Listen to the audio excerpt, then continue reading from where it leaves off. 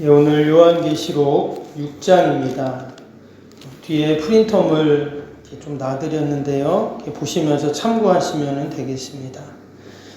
오늘 6장에서부터는 이제 마지막 장까지 주님의 재림과 함께 이 땅에 임할 종말의 사건, 또 대환란, 그리고 최종적인 심판에 대한 그런 말씀들이 쭉 나옵니다. 우리가 앞에 4장, 5장에서 온 세상을 심판하실 오른손에 생명책을 들고 계신 하나님의 모습을 이렇게 보았습니다.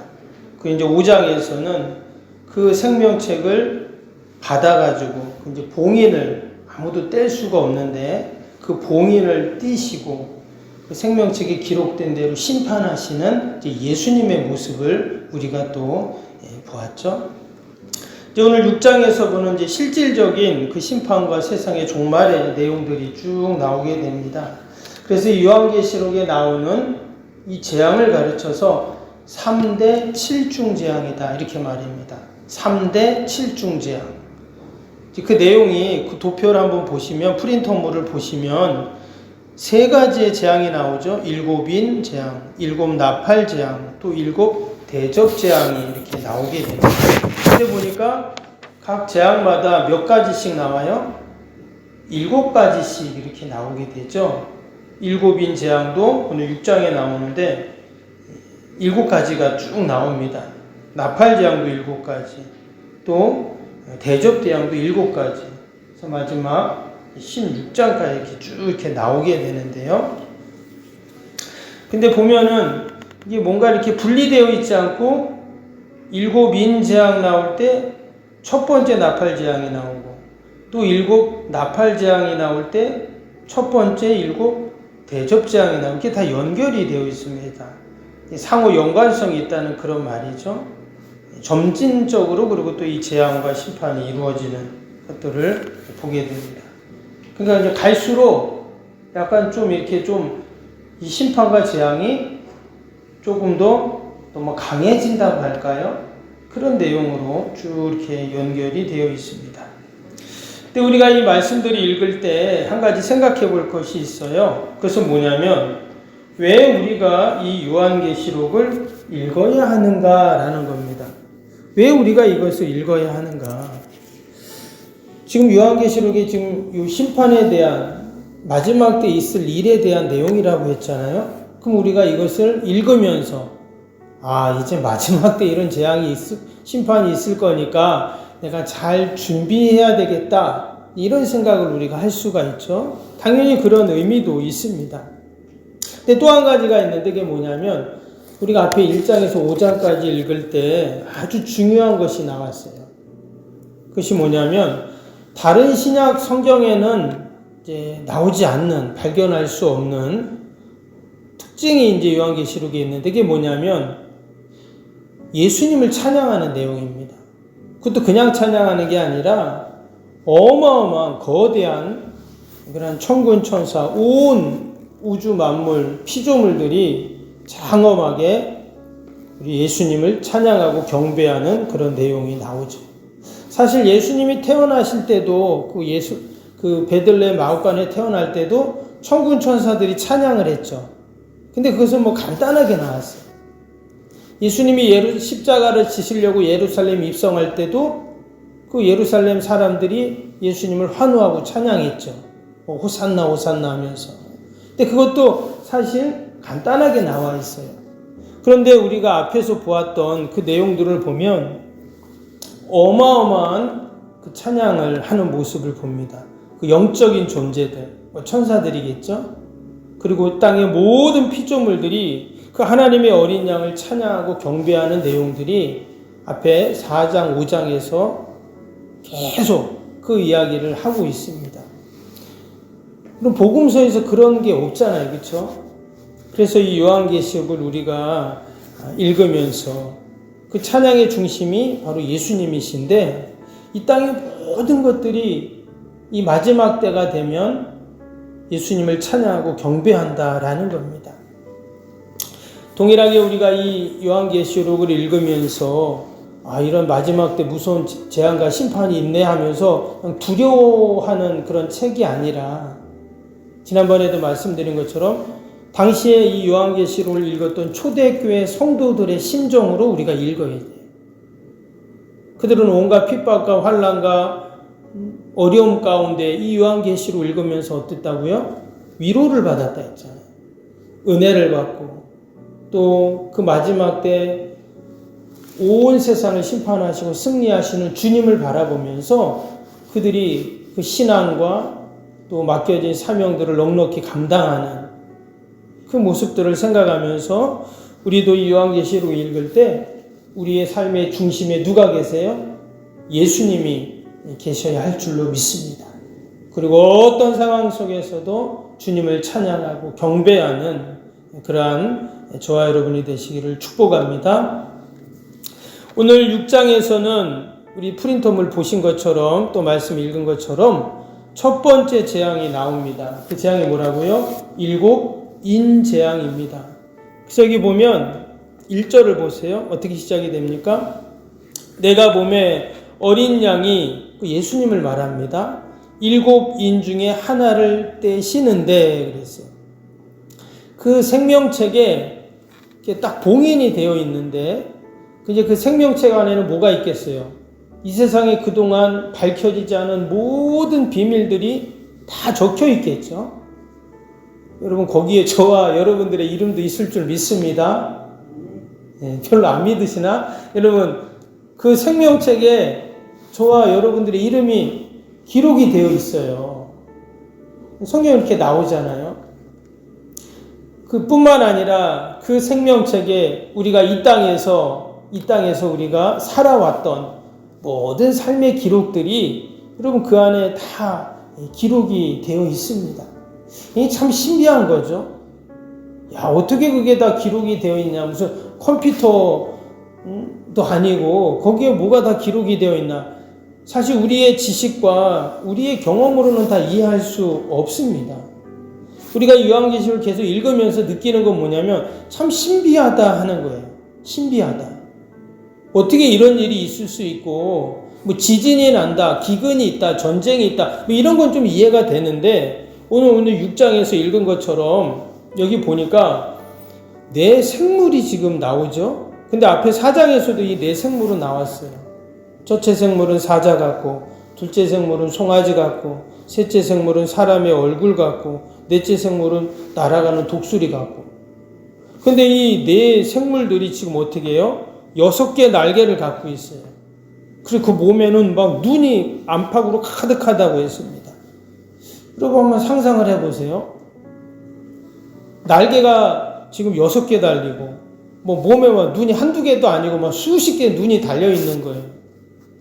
근데 그 생물들이 근엄하고 뭐 의리의리한 그런 모습으로 있는데 그 옆에는 24장로들이 쫙 앉아있고 그리고 그 위에는 천군 천사들이 막 찬양을 하고 그러다가 지금 찬양이 딱 끝났어요. 그리고는 조용합니다. 뭔가 일어날 것 같아요. 그 순간 그 하나님의 어린 양 예수님이 그 생명책의 봉인을 하나 딱 뜯었어요. 뜯는 순간 갑자기 한 생물 어디선가 오라 이런 소리, 우레 같은 소리가 났다는 거예요. 아까 우리가 오디오로 들을 때는 오라 뭐 이렇게 말했지만 지금 1절 보세요. 뭐라 그랬어요? 내 생물 중 하나가 우레 소리와 같이, 우레가 뭡니까? 천둥 번개잖아요. 천둥이 치는 것처럼 오라 이런 소리가 들렸다는 거예요. 그리고는 이어지는 2절 보세요. 이에 내가 보니 이제 요한 사도가 본 겁니다. 10말이 있는데 그 말탄 자가 활을 가지고 면류관을 받고 나아가서 이기고 또 이기려고 하더라 그랬어요. 그 봉인을 딱 떼는 순간 그 생명책에서 10말이 튀어나왔다는 거예요 지금. 그런데 그 말이 어떻게 했다는 거예요? 그 말이 그 활을 가지고 있었다 하면서 큰 전쟁에서 승리하는 이런 역사가 일어난다는 거예요. 근데 여기서 끝나지 않았어요. 두 번째 인을 또 떼니까 또 오라 하는 소리가 들리고 이번에는 그 붉은 말이 나오죠. 그러면서 그 붉은 말이 어떻게 했다고 합니까? 보니까 이에 다른 붉은 말이 나오더라. 그 탄자가 허락을 받아 땅에서 화평을 제하여 버리고 서로 죽이게 하고 또 큰 칼을 받았더라.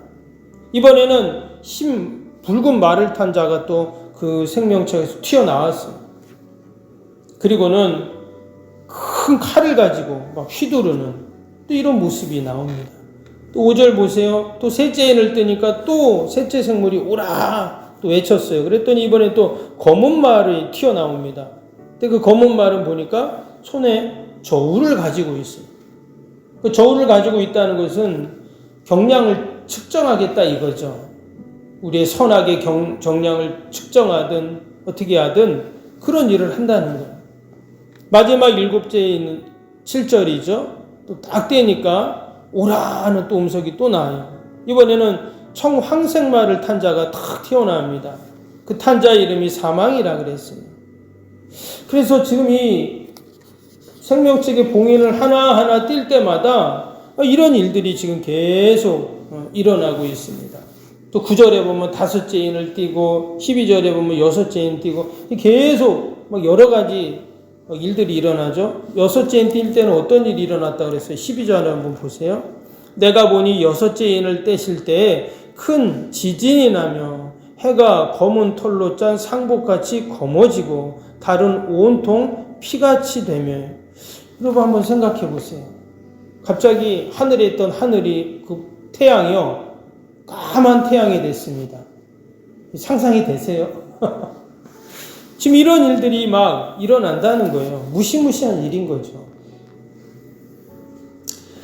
마지막 하나님의 심판 때, 종말의 때 이 요한계시록에 기록되어 있는 이런 일들이 일어난다는 거예요.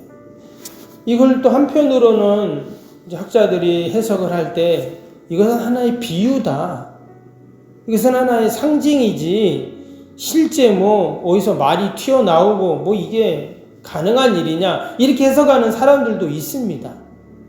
그리고 또 어떤 학자들은 지금 여기 나오는 이러한 비유들과 이런 어떤 내용들은 당시에 그러니까 당시 성경이 쓰여질 당시에 이런 문학의 하나의 종류였다.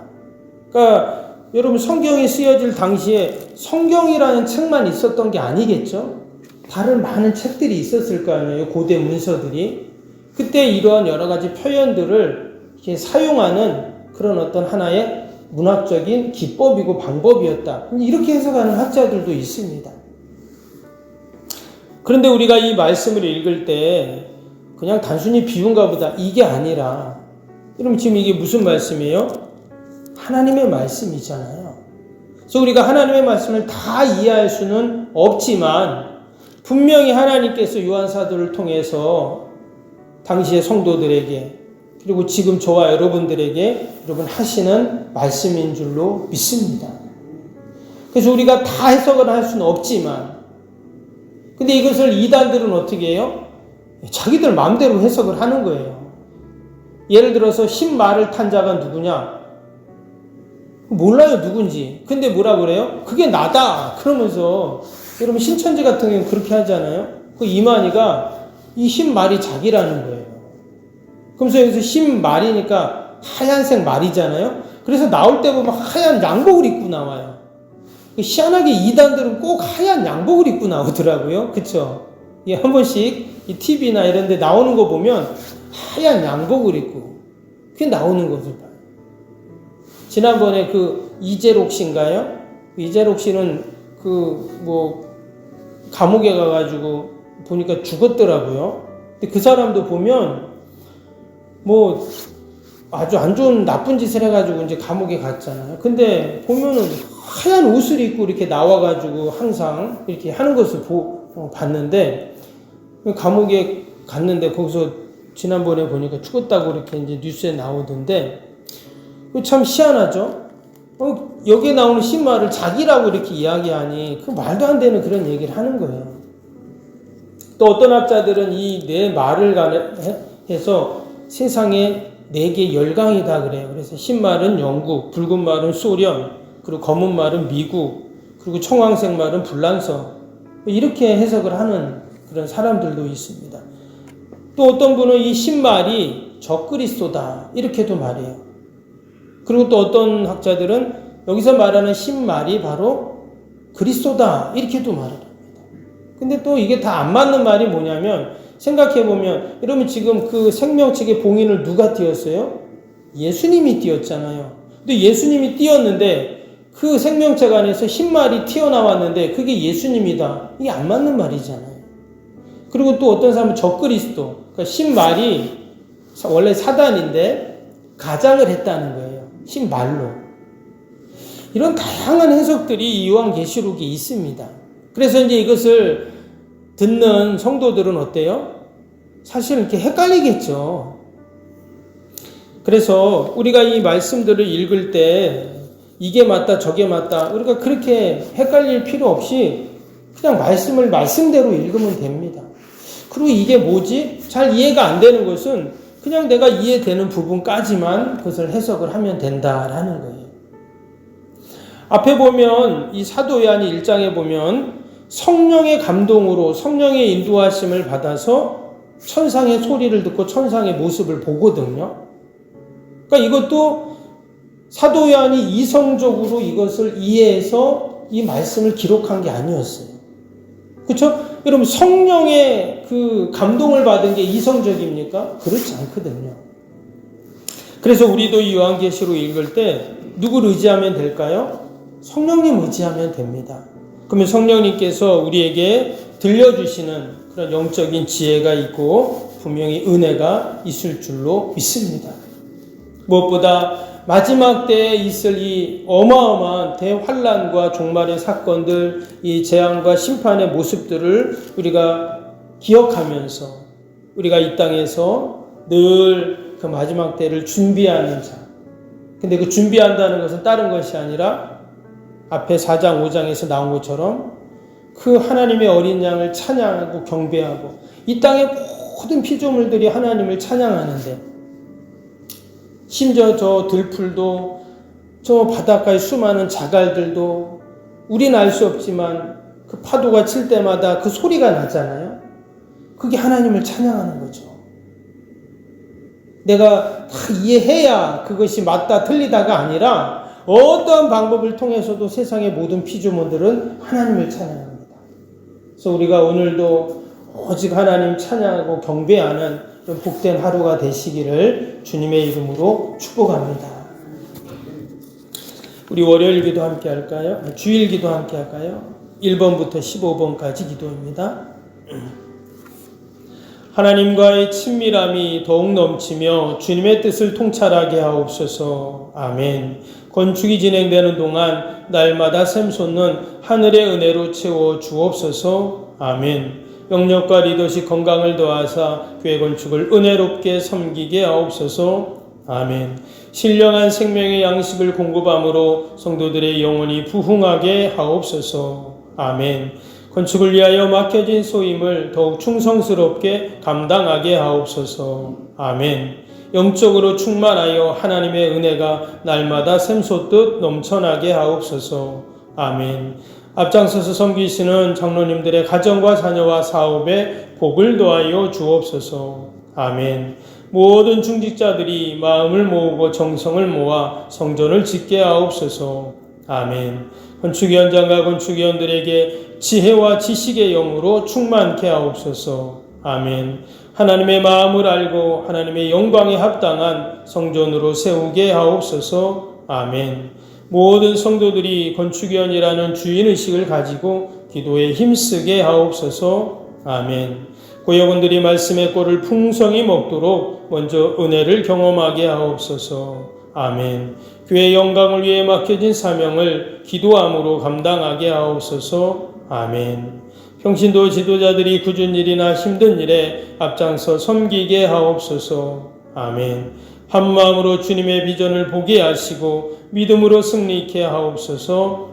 아멘. 예수님의 이름으로 기도합니다. 아멘.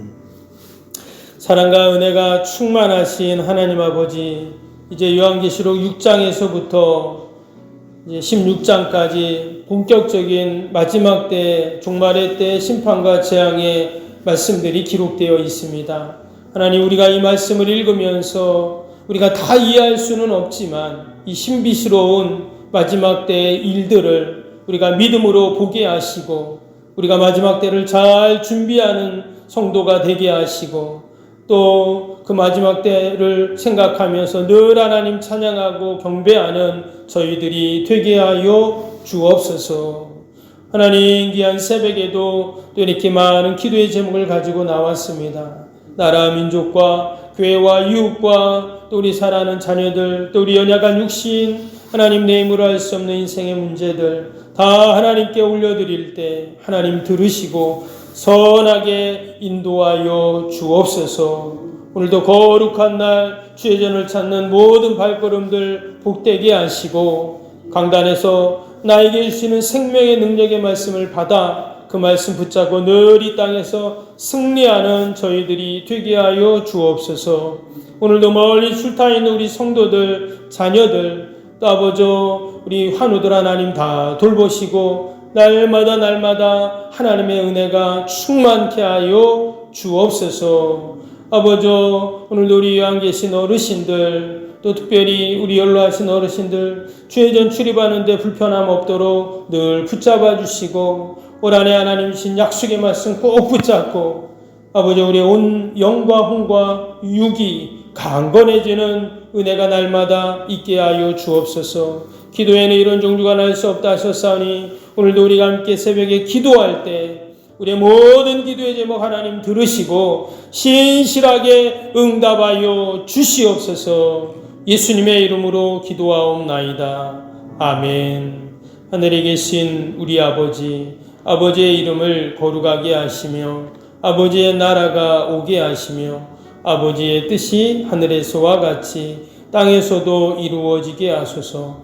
오늘 우리에게 일용할 양식을 주시고 우리가 우리에게 잘못한 사람을 용서하여 준 것 같이 우리 죄를 용서하여 주시고 우리를 시험에 빠지지 않게 하시고 악에서 구하소서.